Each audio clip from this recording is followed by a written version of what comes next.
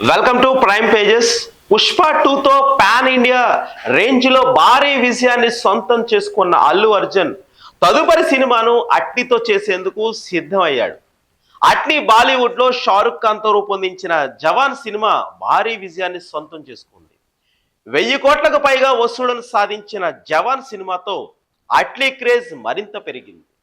అట్లీ అల్లు అర్జున్ ఇద్దరు గత చిత్రాలతో దేశ వ్యాప్తంగా రికార్డులను బ్రేక్ చేశారు. ముఖ్యంగా నార్త్ ఇండియాను వారు తమ సినిమాలతో షేక్ చేసిన విషయం తెలిసింది. అందుకే అట్లీ అల్లు అర్జున్ కాంబో సినిమా అనగానే దేశ వ్యాప్తంగా సినీ ప్రేక్షకుల్లో అంచనాలు భారీగా పెరిగాయి.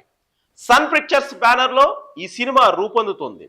ఈ సినిమాకు సదరు బ్యానర్ వారు ఏకంగా 800 కోట్లు ఖర్చు పెట్టబోతున్నట్లు పుకార్లు షికార్లు చేస్తున్నాయి.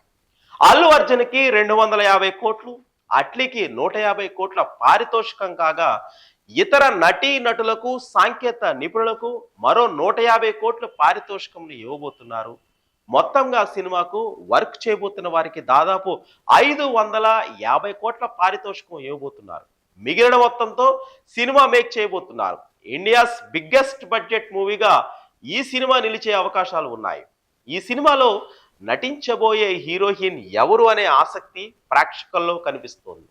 విశ్వసనీయంగా అందుతున్న సమాచారం ప్రకారం ఈ సినిమాలో ఇప్పటికే జాన్వీ కపూర్ను ఒక హీరోయిన్ గా ఎంపిక చేయడం జరిగింది.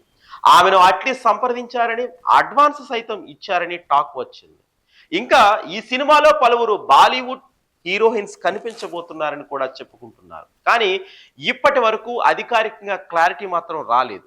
అల్లు అర్జున్ అట్లీ కాంబో మూవీ కోసం హీరోయిన్ ఎంపిక విషయంలో రోజుకో వార్త సోషల్ మీడియాలో పుకార్లు చేస్తోంది. ఈ మధ్య కాలంలో పలువురు హీరోయిన్స్ పేర్లు వినిపించాయి. తాజాగా బాలీవుడ్ బ్యూటీ దిశా పటానీని ఎంపిక చేశారనే టాక్ వినిపించింది. హిందీ ప్రేక్షకులకు మాత్రమే కాకుండా తెలుగు తమిళ ప్రేక్షకులకు కూడా దిశా పటానీ సుపరిచితురాలు. తెలుగు తమిళ్లో ఆమె నటించిన సినిమాలు ఉన్నాయి.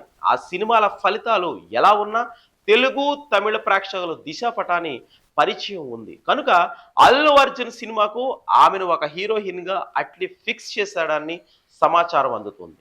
మరి వీటిలో ఏది నిజం ఏది అబద్ధం అనేది తెలియాలంటే కొన్ని రోజులు వెయిట్ చేయాల్సిందే.